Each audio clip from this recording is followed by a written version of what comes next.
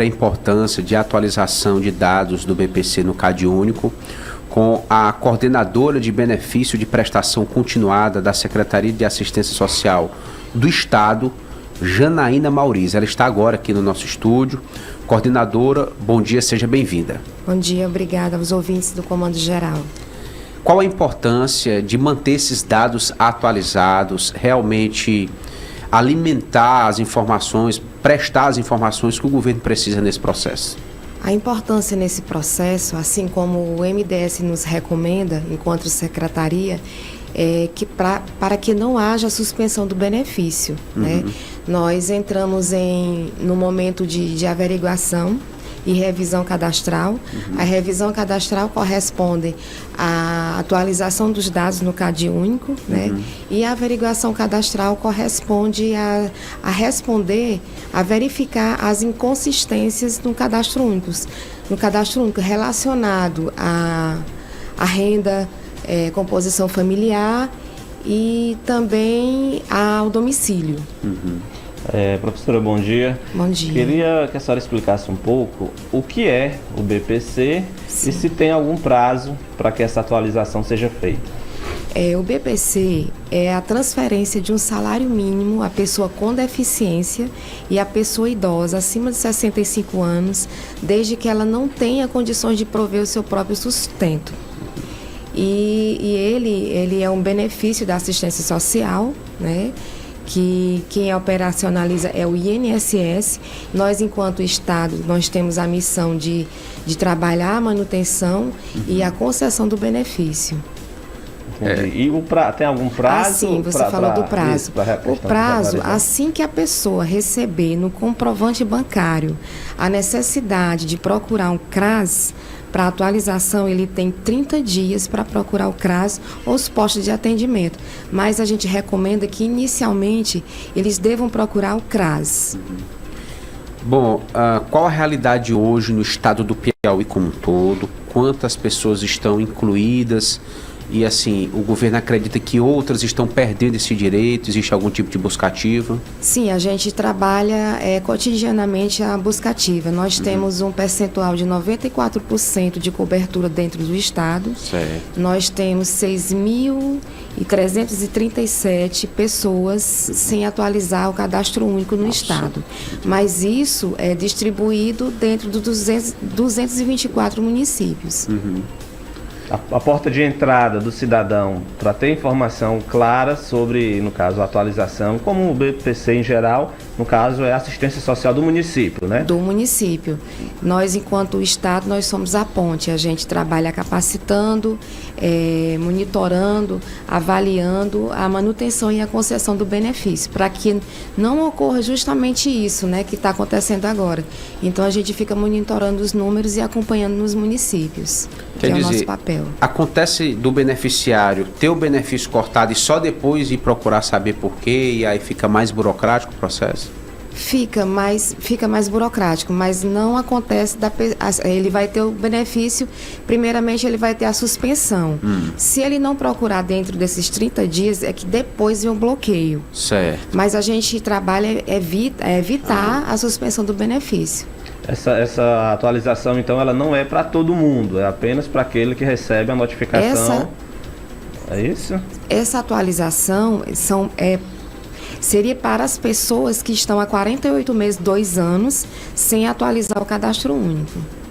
Entendi. Então, o cidadão está há 2 anos que não atualiza o sistema lá, não vai no CRAS, atualizar as informações, obrigatoriamente, vamos dizer assim, que ele atualize essas informações sob pena de ter o benefício suspenso, né? Isso, ele tem 48, o prazo é de 2 anos, né? 48 meses. Se ele não atualizar, ele vai ter o benefício suspenso e correndo o risco de ter o bloqueio e perder, né, o benefício. É um benefício, como a senhora falou, que alcança, né, pessoas com deficiência e também idosos que não têm ali condições de se manter. Normalmente, principalmente no que diz respeito aos idosos, não sei se a senhora vai concordar, idosos que chegam, né, a essa situação também têm, de certa forma, uma dificuldade ali de escolaridade, muitas vezes vivem sozinhos, né, numa situação de vulnerabilidade, e às vezes tem até uma dificuldade em ter a informação, né, receber a notificação, o endereço que não está cadastrado corretamente. E às vezes até mesmo de saber que existe esse direito, né? Eu queria saber como é que hoje a SASC, ela atua, né, na prática, tentando fazer com que esses cidadãos que de certa forma vivem ali à margem desse direito, eles tenham consciência, né, desse programa.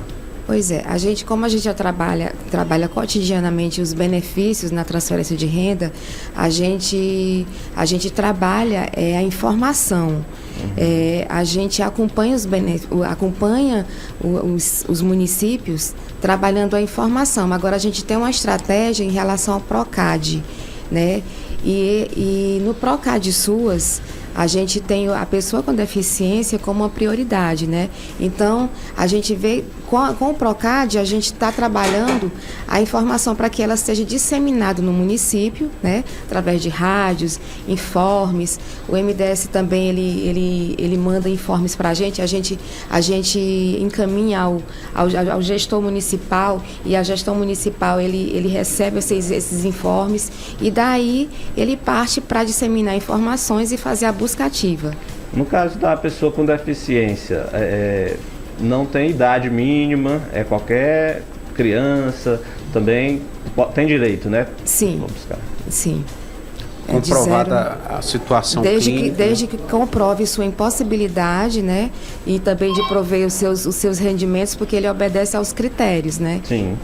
De acesso ao benefício. Nós temos uma participação, nós vamos já conversar com o ouvinte que está na linha.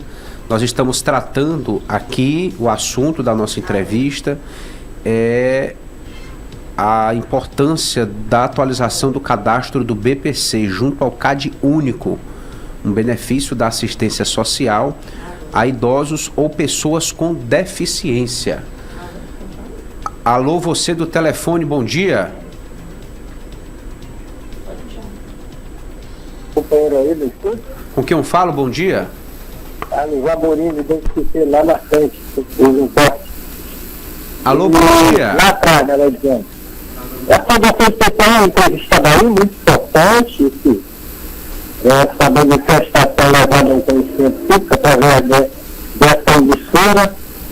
Acredito que é importante que seja divulgado, propagado, massificado, não sei o que, mas é muito difícil uma emissora, somente aqui no país, disponibilizar em conformidade com o que está acontecendo agora a informação desse contingente vulnerável, de idosos, e principalmente a pessoa com deficiência. Eu quero deixar uma sugestão aqui de que a Secretaria para a Inclusão da Pessoa com Deficiência, que tem à frente o Mário Eduardo, que fosse, sei lá, através de uma proposta aprovada da Assembleia Legislativa, no caso do Estado, que essa secretaria, ela também se responsabilizar pela verificação, pela fiscalização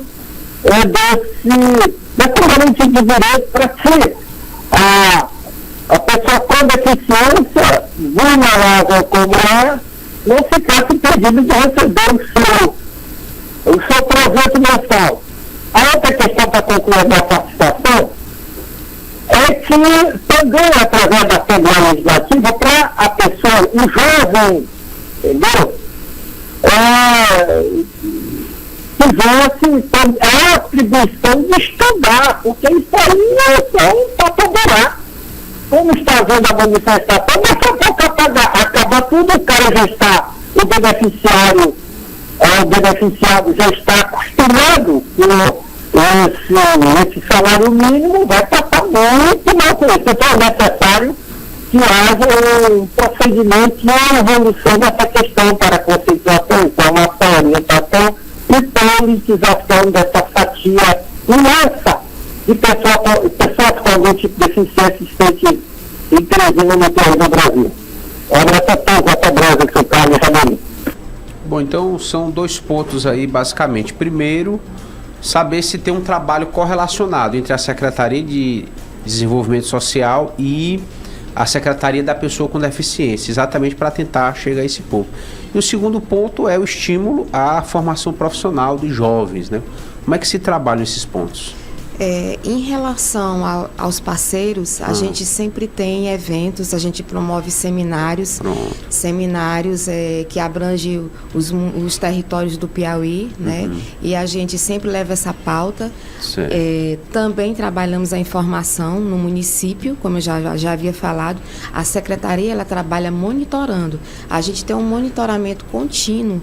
Inclusive, essa semana mesmo, a gente tem uma equipe daqui de Teresina, trabalhando em outros municípios, porque a gente elege municípios prioritários, aqueles que estão na situação que a gente vê, que tem a necessidade de haver um monitoramento por conta dos números, né? E a gente monitora. Assim, a gente não gosta de falar fiscalizar, a gente monitora porque é apoio à gestão. A gente está levando a informação. Como eu te falei, a gente recebe recomendações nacionais através do MDS. Então, eles divulgam a lista, né? Essa lista vai para o sistema do Cadastro Único, né? Também tem outro sistema da Secretaria, um sistema nacional, que a Secretaria acessa. A gente tem acesso a esses números, aos relatórios, e a gente vê a situação e vai atrás, corre atrás. Enquanto em relação a... Você falou capacitação de jovens, né? Isso. Mas relacionado ao BPC? É assim, porque o ouvinte sugeriu que eles não se acomodem nessa condição, se for possível, algum tipo de estímulo para a própria independência desses beneficiários. Sim, a gente tem o estímulo, porque existe o auxílio inclusão, né? Aquelas pessoas que, quando eles veem que eles saíram daquela condição assim, que eles se restabeleceram de alguma forma, né? Tem a ver com a deficiência, né? Sim, tem a ver, isso. Eles procuram, e se ele adentrar ao mercado de trabalho, eles têm um auxílio inclusão que não vai deixar eles descobertos, né? Porque a qualquer momento eles podem ficar desempregados e eles voltam a ter o benefício de volta, né? Porque assim, o BPC são para as pessoas incapacitadas, pessoas que temporárias ou não? Permanentes. É permanente. Temporário ou permanente. Se ele naquele instante ele sofreu um acidente, né? Ele sofreu um acidente, mas ele está impossibilitado, e desde que ele atenda aos requisitos, que é renda, ele tem que obedecer a per capita de até um quarto do salário mínimo. Certo. Então ele não tem condições de prover o próprio salário mínimo, e não tem ninguém perto dele. Então o Estado e o governo, enquanto política pública, ele deve abraçar essa causa, né? Exatamente. Desde que a pessoa se restabeleça, né? Interessante. Agora, mas isso é provisório. Mas enquanto permanente que a pessoa não tem como prover seu próprio sustento. Essa até é uma diferença, porque o BPC não é uma aposentadoria propriamente dita. Não. É um caso em constante avaliação. Sim, até mesmo porque ele é um benefício da assistência social, né? Ele não é previdenciário, né? Ele não é vitalício, né? Não é vitalício. Não deixa pensão por morte. Sim, não deixa pensão por morte. Então, ele é enquanto a pessoa necessitar dele. A operacionalização, como a senhora falou, é do INSS, Sim. né? Mas a assistência social do Estado e dos municípios, elas acompanham, de certa forma, o trâmite processual. Tá difícil hoje conseguir o benefício? Qual o tempo normalmente tem demorado via essas respostas? Varia de caso a caso? Como é que a Secretaria acompanha, no caso, esses processos que são protocolados? No caso, a Secretaria, ela acompanha, o beneficiário, ele procura o CRAS. Primeiramente, ele procura o CRAS, né? Não é nós enquanto Estado. Nós, enquanto Estado, como eu falei, a gente acompanha a manutenção, a gestão, e a concessão do município. A gestão no município. E ele procura o CRAS, a primeira coisa que ele tem que fazer, procurar ser inserido no Cadastro Único, né? E daí ele vai procurar ter acesso a esse benefício. E quando ele procura ter acesso a esse benefício, ele deve procurar ele vai ser encaminhado aos postos de atendimento, que são as APS, né? Daí ele vai encaminhado pelo CRAS, né? O CRAS ele dá todo o apoio para que seja marcado através dos canais de comunicação, né? Como você falou anteriormente, ele tem alguns idosos que têm dificuldade de ter acesso às plataformas, né? Às mídias, né? Hoje em dia. Então, a gente dá todo acesso, dá todo o suporte enquanto município, né? Enquanto município, dá todo o suporte para que ele tenha acesso a marcar o seu atendimento através das APS. Para encerrar, por tá conta certo. do Enfim, a busca ativa, né, ela de fato é realizada pelo Estado ou pelo município, mas e no que diz respeito à fiscalização, o monitoramento em si, ele também é feito pela assistência social do município ou, no caso, fica mais a cargo da Secretaria de Assistência Social Estadual? Assim, a responsabilidade maior fica a cargo, fica a cargo maior da secretaria. Mas assim como nós recebemos a lista, a gente tem acesso através do portal do cadastro único, né, do sistema, o município também é repassado essas listas, né? Então a gente fica acompanhando se está acontecendo a atualização cadastral, né, para que não ocorra a suspensão do benefício. Muito bem, gostaria de agradecer à coordenadora do benefício de prestação continuada da Secretaria de Assistência Social do Estado, a SASC, Janaína Mauriz. Muito obrigado pela presença, pelos esclarecimentos. Desejamos um ótimo dia e até a próxima oportunidade. Eu que agradeço a oportunidade e um ótimo dia a todos.